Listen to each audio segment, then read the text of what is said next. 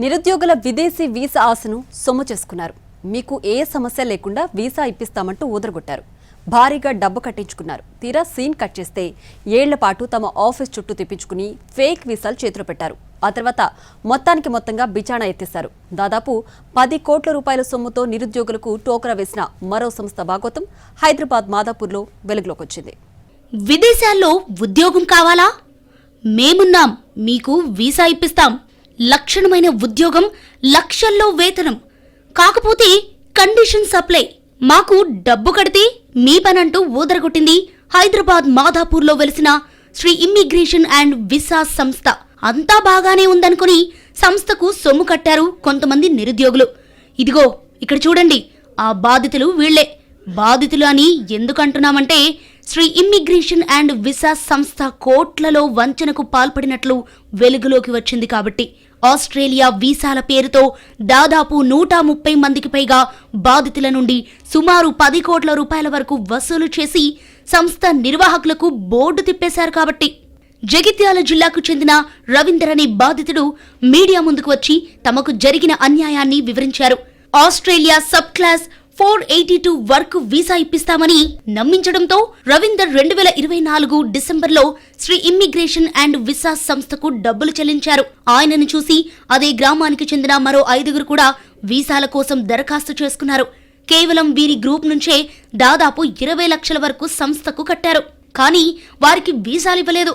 గత ఏడాది కాలంగా వీసాలిస్తామని కాలయాపన చేస్తూ చివరకు నకిలీ వీసాలు చేతిలో పెట్టి బాధితులను తీవ్రంగా తప్పుదోవ పట్టించారు. మొత్తం మీద తెలుగు రాష్ట్రాల వ్యాప్తంగా 100 నుంచి 130 మందికి వరకు ఈ సంస్థను నమ్మి దాదాపు 10 కోట్ల వరకు చెల్లించి మోసపోయినట్లు బాధితుడు ఆవేదన వ్యక్తం చేశారు.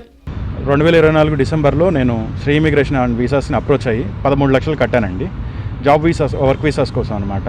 ఇక్కడ ఉన్న పరిస్థితులను బట్టి ఇండియాలో జాబ్ దొరకడం కష్టం అని చెప్పేసి మేము ఈ సిచ్యువేషన్లో ఉన్న సిచ్యువేషన్లో ఇతనికి మేము డబ్బులు కట్టామండి. నాకులాగే మిగతా 90 మంది కూడా అప్రోచ్ అయ్యారు.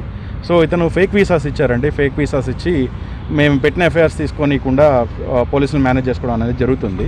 అయితే ఈ క్రమంలో పోలీస్ స్టేషన్కి రీసెంట్గా ఇతను ఒక ఐపీ డాక్యుమెంట్ పంపించాడండి. ఇతనే పోలీస్ స్టేషన్కి పంపించాడు. దీనిలో ఏంటంటే అందరి దగ్గర నుంచి 85 మంది దగ్గర నుంచి 3 కోట్ల 77 లక్షలు తీసుకున్నట్టు ఈయన ఈ ఐపీ డాక్యుమెంట్లో పేర్కొన్నాడు. అయితే ఈయన ఏం చేస్తున్నాడంటే మా దగ్గర నుంచి తీసుకున్న ప్రతి రూపాయి కూడా ఈ అన్వర్ అలీ అనే వ్యక్తికి 1,80 లక్షలు ఇచ్చానని, తర్వాత ఇమిగ్రేషన్ అసిస్టెంట్ సర్వీసెస్ అనే కన్సల్టెన్సీకి 17,50,000 వేశానని, వెంకట చంద్ర ప్రశాంత్ అనే వ్యక్తికి 15 లక్షలు వేశానని చెప్పాడండి. మా దగ్గర నుంచి డబ్బులు తీసుకుని ఎవరెవరో తెలియని థర్డ్ పర్సన్కి ఇలా ఇన్సెక్యూర్డ్ ఏరియాస్లో మా డబ్బులన్నింటిలో కూడా ఇతను డిపాజిట్ చేశాడండి. ఇప్పుడు వాళ్ళందరూ నన్ను మోసం చేశారు కాబట్టి నేను మీ డబ్బులు మీకు ఇవ్వలేనండి అని ఐపీ పెట్టుకుంటా ఇతను కోర్టు అప్రోచ్ అయ్యాడండి. ప్రస్తుతం సంస్థ ముఖ్య నిర్వాహకుడు పరారీలో ఉన్నట్లు తెలుస్తోంది. నిజానికి ఈ మోసంపై గచ్చిబౌలి పోలీస్ స్టేషన్లో ఇప్పటికే పలు ఎఫ్ఐఆర్లు నమోదైనప్పటికీ పోలీసులు ఎలాంటి చర్యలు తీసుకోవటం లేదని బాధితులు ఆరోపిస్తున్నారు. గత 8 నెలలుగా నిందితుడిపై కనీసం ఛార్జ్షీట్ కూడా దాఖలు చేయలేదని అంటున్నారు. కొత్తగా వచ్చే బాధితుల నుంచి కూడా ఫిర్యాదులు స్వీకరించడానికి పోలీసులు నిరాకరిస్తున్నారని రవీందర్ తెలిపారు. తమకు న్యాయం జరిగి కష్టపడి సంపాదించుకున్న డబ్బులు తిరిగి వచ్చేలా సహాయం చేయాలని బాధితులు చేతులు జోడించి వేడుకుంటున్నారు.